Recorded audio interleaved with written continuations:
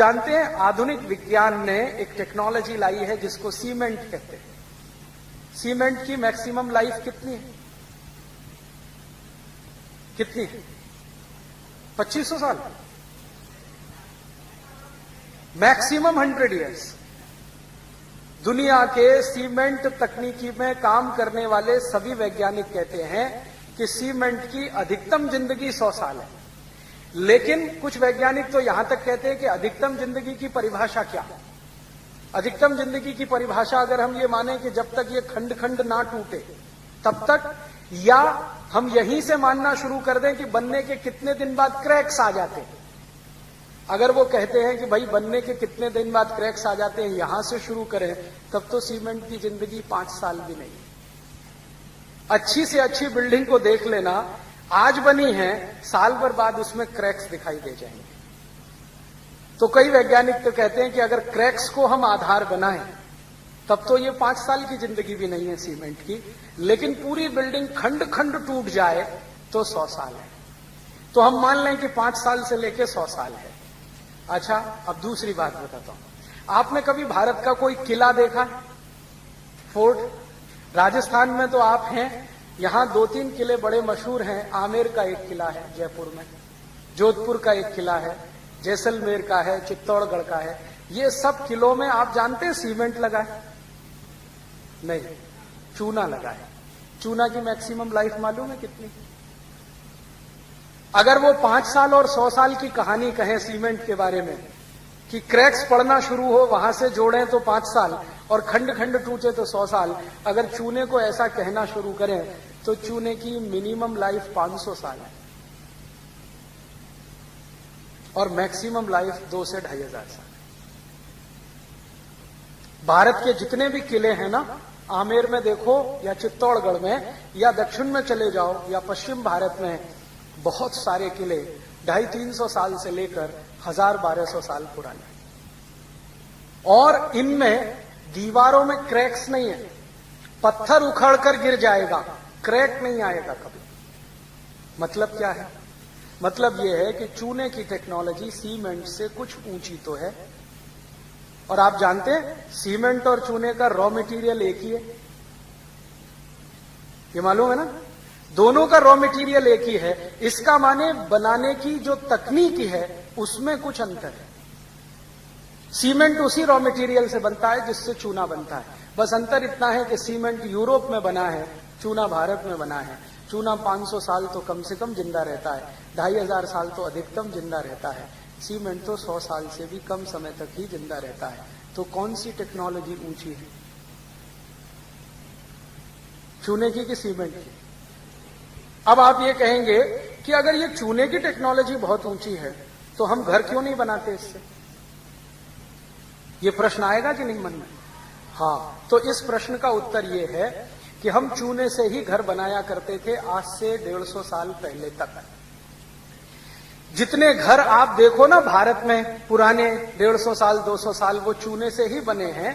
हम 150 साल पहले तक सभी भारतवासी चूने से ही घर बनाते थे, और जो भारतवासी थोड़े गरीब होते थे वो मिट्टी से घर बनाते थे।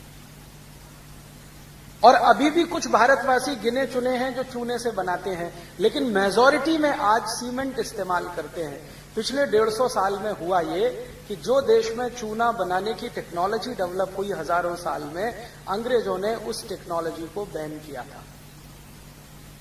और इस देश में पता है अंग्रेजों ने क्या किया था? 1850 के आसपास एक कानून बना दिया था कि चूने का काम करना गैर कानूनी है और सीमेंट से घर बनाना कानूनी है। तो हुआ ये कि जो लोग चूने से घर बनाए, अंग्रेज सरकार जेल में डालती थी उनको, उनके घर तोड़ दिए जाते थे, बुलडोजर ला ला के उनके घर पे चला दिए जाते थे। जो सीमेंट से बनाए उनका एप्रिसिएशन होता था। कारण क्या था? अंग्रेजों को अपनी कंपनियों का सीमेंट बिकवाना था इस देश में और चूने की इंडस्ट्री को खत्म करना था। आप जानते हैं कि चूना और सीमेंट का रॉ मटेरियल एक ही है। तो अंग्रेजों ने क्या किया कि यहां से जो चूने का रॉ मटेरियल है वो सब शिप्स में भर भर के इंग्लैंड भेजना शुरू किया। वहां से वो सीमेंट बन के भारत में आना शुरू हुआ।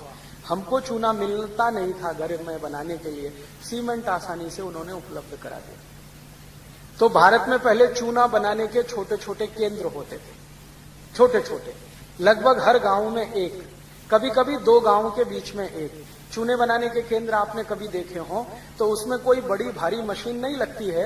एक छोटा सा गड्ढा खोदा जाता है, सर्कुलर, कुछ करीब करीब 5-6 फीट गहरा होता है, और एक मोटा सा पत्थर का पहिया बनाया जाता है। उस पहिए के नीचे चूने का जो रॉ मटेरियल है, स्टोन, जिस स्टोन से चूना बनता है, जिसको लाइम स्टोन कहते हैं, वो छोटे छोटे टुकड़ों में तोड़कर उस सर्कुलर शेप की जो खाई है ना, ट्रेंच, उसमें डाल देते हैं। उसके ऊपर वो पत्थर घुमाया जाता है और इसके ऊपर बीच बीच में दूध डाला जाता है। दूध, आप सोचो, हमारे हिंदुस्तान में दूध डाल के चूना तैयार होता, माने दूध हम सिर्फ पीते नहीं थे, दूध से चूना भी बनाते थे। इसका मतलब यह है कि दूध बहुत होता होगा। क्या मतलब हुआ? चूने में दूध डाल रहे हैं पानी की जगह, इसका मतलब यह है कि दूध बहुत होता होगा। तो हमने सुना है कि इस देश में दूध दही की नदियां बहती थी, तो नदियों में पानी की जगह दूध नहीं बहता था, दूध का उत्पादन बहुत होता था, और वो दूध इतना होता होगा कि पीते पीते बच गया तो हम उससे नहाते भी थे। आपने सुना है इस देश में कहते हैं दूधो नहाओ, कभी ये सुना है लक्स नहाओ पूतो फल, या किसी से सुना पियर्स नहाओ पूतो फलो, या Johnson and Johnson baby soap नहाओ पूतो फलो? हर बार हम यही कहते हैं दूधो नहाओ पूतो फलो। तो लोग नहाते होंगे दूध से, नहीं तो ये आई कैसे कहावत? और उसका प्रमाण आज भी दिखाई देता है कि हम शंकर भगवान को तो महाशिवरात्रि पर दूध से ही नहलाते हैं, या साबुन लगाते हैं, दूध से नहलाते हैं कि ना? तो शंकर जी भी दूध से नहाते हैं, भक्त भी नहाते होंगे। तो दूध बहुत था, उपयोग करने के बाद बचता होगा, तो चूना बनाने में इस्तेमाल होता था। और चूने को बनाने में बस इतना सा ही लगता है, एक सर्कुलर, वो मैंने कहा ना ट्रेंच, एक पत्थर का पहिया, और उसको चलाने के लिए बैल, बस इतना ही लगता है। और रॉ मटेरियल लाइमस्टोन, थोड़ा थोड़ा तोड़ तोड़ के डाल दिया, दूध डालते डालते पीसते गए, दूध डालते गए, पीसते गए, दूध डालते गए, 25-30 दिन में वो तैयार होता है। फिर उसको जब कंस्ट्रक्शन में इस्तेमाल करो तो उसमें जो बॉन्डिंग फोर्स है वो इतना ताकतवर है कि 2500 साल तक उसे कोई हिला नहीं सकता। ये है भारत की टेक्नोलॉजी। और इस टेक्नोलॉजी को अंग्रेजों ने किया क्या? कानून बनाकर पाबंदी लगा दिया। तो 150 साल में ये चूने के जितने भी केंद्र थे सब धीरे धीरे बंद हो गए, और उनके स्थान पर अंग्रेजों ने सीमेंट के कारखाने कुछ शुरू कर दिए, जो चालू हो गए, जो आज भी इस देश में सीमेंट बना रहे हैं और लोगों को दे रहे हैं। अब सीमेंट बनाने की जो टेक्नोलॉजी है वो इतनी कॉम्प्लिकेटेड है कि कोई भी गांव में सीमेंट नहीं बन सकता, क्योंकि उस टेक्नोलॉजी के लिए सबसे पहले चाहिए एनर्जी, क्योंकि एनर्जी कंजम्पशन हाईएस्ट है सीमेंट में। बिजली चाहिए, बिजली तो थी नहीं, तो चूना बनाने में तो बिजली की जरूरत नहीं। तो हिंदुस्तानियों ने दिमाग लगा के ऐसी टेक्नोलॉजी विकसित की जो बिना बिजली के चल जाए, और ये यूरोप के मूर्ख लोगों ने एक ऐसी टेक्नोलॉजी लाई जो बिना बिजली के हिलती भी नहीं, चलना का तो दूर की बात है। तो भारत में हर गांव में चूने के केंद्र बन सके क्योंकि बिजली की जरूरत नहीं, और यूरोप में हर गांव में बिजली नहीं तो सीमेंट नहीं, यहां भी हर गांव में बिजली नहीं तो सीमेंट नहीं। तो सीमेंट वहीं बन सकता है जहां बिजली हो, और बिजली हो तो थोड़ी बहुत नहीं हो, ज्यादा हो। 240 वोल्ट की बिजली से सीमेंट नहीं बनता। बिजली बनाने के लिए कम से कम 11,000 वोल्ट लगता है, सीमेंट बनाने के लिए कम से कम 11,000 वोल्ट की बिजली लगती है। तो 11,000 वोल्ट की बिजली बनाने के लिए बड़ा पावर स्टेशन लगता है, और बड़ा पावर स्टेशन बनाने के लिए या तो कोयला लगता है या तो पानी लगता है, और कोयला और पानी जिन गांवों में मिले वहीं बन सकती है, बाकी किसी गांव में तो संभव नहीं है। और जो कोयला और पानी का इस्तेमाल करके बिजली बनाओ तो कोयला जमीन से खोदकर निकालना पड़ेगा, पानी भी आपको जमीन से निकालना पड़ेगा, नहीं तो तालाबों का इस्तेमाल करना पड़ेगा। बहुत दिन जमीन के नीचे से कोयला खोदते चले जाएं तो स्पेस बन जाएगा, उसी स्पेस में भूकंप आएंगे, धरती कंप आएंगे, सुनामी भी आएगा। ये है टेक्नोलॉजी यूरोप की। हमारे यहां ये टेक्नोलॉजी नहीं डेवलप हुई। क्यों? क्योंकि हम होशियार थे, इंटेलिजेंट थे। हमको मालूम है कि जमीन के नीचे कोयला है, लेकिन उस कोयले को खोद कर निकालेंगे तो जमीन खाली हो जाएगी। खाली जमीन निरापद नहीं होती। कभी भी अर्थक्वेक आएंगे, ट्रेमर्स आएंगे तो ढर ढरा के चली जाएगी। तो यूरोप और यूरोप के नागरिकों ने या उनके वैज्ञानिकों ने बिना सोचे समझे कोयला खोद खोद के तो निकाल के फेंक दिया। अब उन खदानों को भरने के लिए कुछ नहीं है, तो उन्हीं स्थानों पर सबसे ज्यादा भूकंप आ रहा है और अब हजारों लोग मर रहे हैं। तो देखो कैसी सुंदर टेक्नोलॉजी है। सीमेंट चाहिए तो बिजली चाहिए, बिजली चाहिए तो कोयला निकालना है, कोयले के साथ पानी भी चाहिए। पानी हमको पीने के लिए और खेती के लिए चाहिए। वो कहते नहीं, पहले बिजली के लिए चाहिए। तो पानी इकट्ठा करना है तो डैम चाहिए, डैम बड़े बड़े बनाने हैं तो पैसा चाहिए, और वो डैम क्रैक्स हो जाए तो बाढ़ ही बाढ़। फंस गए ना। इससे अच्छी तो अपनी टेक्नोलॉजी थी कि हमको क्या चाहिए, सोप स्टोन चाहिए, हर गांव में उपलब्ध है। दूध चाहिए, दूध कहीं खोद कर निकालना नहीं पड़ता। निकालना पड़ता है? दूध तो पृथ्वी के ऊपर ही उपलब्ध है। जानवर हैं तो दूध है, उनको घास खिलानी पड़ती है, वो भरपूर दूध दे देते हैं।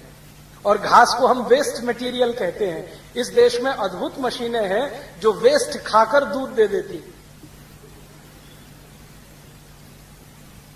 हैं कि नहीं? गाय, भैंस, बकरी वेस्ट खाती है। आप खा सकते हो घास? आप मानते हो ये वेस्ट है? वो वेस्ट को ही खाती है और बेस्ट क्वालिटी दूध दे देती हैं। वो दूध आप पीते हो, विटामिन ए मिलता है, विटामिन सी मिलता है, ताकत आती है। वो दूध अगर पत्थर में डाल दो तो और ताकत बढ़ा देता है पत्थर की, और वो पत्थर से पत्थर को चिपका दो बीच में रख के तो 500-500 साल टूटता नहीं। ये है टेक्नोलॉजी। अब जरा सोचो और विचार करो, कौन सी टेक्नोलॉजी बेहतर है? दूध और पत्थर का इस्तेमाल करके चूना बनाने वाली। क्योंकि इस टेक्नोलॉजी में सबसे महत्वपूर्ण बात पता है क्या है? कि आप प्रकृति का, नेचर का कोई भी नुकसान नहीं करते। और ये जो सीमेंट बनाने वाली टेक्नोलॉजी है, इसमें हर समय प्रकृति का नुकसान करते हैं, उसके खिलाफ काम करते हैं। आज की सारी दुनिया परेशान है, पर्यावरण प्रदूषण बढ़ रहा है, माने प्रकृति के साथ छेड़छाड़ हुई है, उसके दुष्परिणाम बढ़ रहे हैं। तो भारत में जो टेक्नोलॉजी आई वो इस तरह की कि जो प्रकृति को ध्यान में रख के काम करे। यूरोप में जो टेक्नोलॉजी आई वो इस तरह की जो प्रकृति का नाश करे और काम करे। प्रकृति का नाश करके काम करने वाली टेक्नोलॉजी 100-200 साल से ज्यादा नहीं चलती, और प्रकृति का साथ देकर चलने वाली टेक्नोलॉजी हजारों साल चलती है। उसी को सस्टेनेबल कहते हैं। तो भारत में जो टेक्नोलॉजी बनी वो सस्टेनेबल है, प्रकृति के साथ चलने वाली है, लेकिन उसकी स्पीड कम है। जानते हैं क्यों है? क्योंकि नेचर की स्पीड भी कम है।